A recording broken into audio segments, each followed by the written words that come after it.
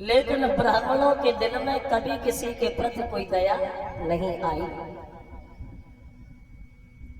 वैसे बोलना तो नहीं चाहता हूँ, तो बातें जरूर कहूँगा। वैसे मैं आज तक किसी के बारे में नहीं बोला, मैं किसी की बुराई करता हूँ कभी भी, ना मेरी आदत है बोलने की। लेकिन मजबूरी एक है कि अभी आप सब लोगों को पता ही है कि क्या ये मैटर चल रहा है अभी। तो वैसे अगर देखा जाए, समझदार के लिए संकेत ही बहुत होता है। ये बहुत ही गलत और बहुत निंदनीय कार्य किया गया है। अगर किसी का अपमान करना है तो पहले तो उसे अपने घर पे बुलाओ नहीं, और बुलाओ तो उसका अपमान ना करो, इज्जत ना कर पाओ तो बेइज्जती भी ना करो। और यादव जाति इतनी भूली जाती है जो हर किसी को हमेशा साथ देती है, लेकिन इतने भोले लोग हैं ये चंद्रवंश वाले, तो ये नहीं समझ पाते कि आगे सामने वाला हम लोगों के प्रति क्या सोचे बैठा है। वैसे ये बहुत गलत हुआ है, देखा जाए तो ज्यादा ही गलत हुआ है। तो हम तो केवल एक ही बात कहेंगे कि भविष्य में कभी भी ऐसा काम न हो जाए जो हमारे हाथ से किसी का दिल दुखे और किसी का अपमान हो। क्योंकि काम तो हर आदमी कर सकता है अपने घर में, समय सबका आता है। ऐसा नहीं है कि एक ही वक्त सबका बना रहे, वक्त हमेशा बदलता रहता है और वक्त एक जैसा कभी नहीं रहता। तो हमारा कहना तो यही है कि हम लोगों को भी थोड़ा मन में विचार करना चाहिए और थोड़ा हम लोगों को भी सुधार करना चाहिए। केवल हमारा ये कहना है आगे के लिए, वो हमेशा होशियारी बरतनी चाहिए। तो खैर यही किया था पांडवों ने, उस अश्वत्थामा को जीवन दान दे करके छोड़ दिया। बोले हम तुम्हें मारेंगे नहीं, हम तुम पे दया करते, तुम जाओ।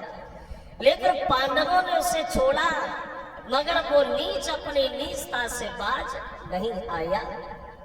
उसने एक ऐसा शस्त्र छोड़ दिया जो गर्भवती स्त्रियों के गर्भ अंदर ही अंदर जलाने लगा। उसने ये नहीं सोचा कि पांडवों ने हम पे दया की, हमें मारा नहीं है, हमें छोड़ दिया। उसने ये नहीं सोच पाया कि इतना बड़ा काम उन्होंने हमारे ऊपर उपकार करके हमें छोड़ा है, तो हमें ऐसा नहीं करना चाहिए।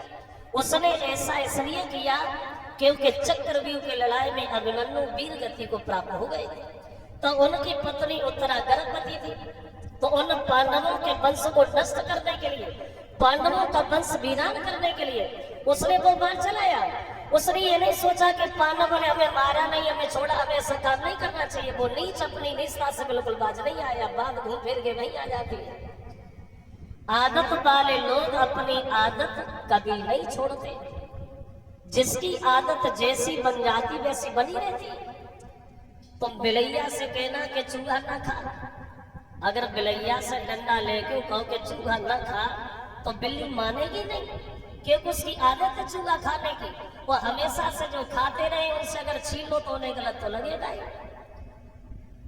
अगर किसी को रोटी डालते रहो और फिर रोटी डाल के उसे खिलाओ नहीं, उससे छीन लो तो उसे बहुत गलत लगेगा। तो आदत वाला आदत नहीं छोड़ता। चुगल से मन की बात कहो, पर चुगल कबहू न चूकेगो। वो अंधे पे भैंसिया कुतवैयो दोनों की 11 कूतेगो। पेड़ के नीचे ऊँट करो तो पत्ता ही पत्ता सोते हो, और कुत्ते कितनो समझाइयो पर टांग उठाएंगे। तो आदत वाले लोग आदत नहीं छोड़ते। जब उसने वो बाण चला दिया तो उत्तरा का गर्भ अंदर ही अंदर जलने लगा। तो उत्तरा भगवान कन्हैया के सामने जाके रोई है, घनश्याम ऐसा लगता है कि मेरा बच्चा अंदर ही अंदर जल रहा है। अगर आप चाहते तो आप हमारी जान ले लो, लेकिन हमारे इस बच्चे को बचा लो, क्योंकि हमारे पति की सिर्फ एक आखिरी निशानी बची है। वो उत्तरा भगवान कन्हैया से रोती हुई बोली है, मुरलीधर बात ये है कि मोहन लीजे बचाए हमें और मेरे दुख की भरी कहानी।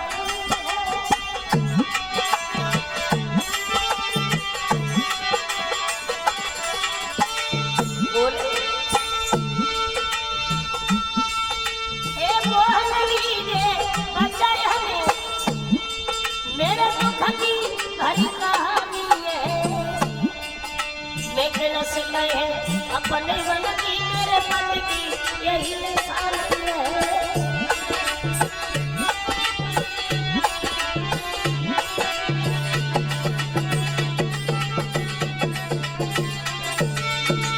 कहना ये है भगवान सब वही है, बोतना बोली प्रभु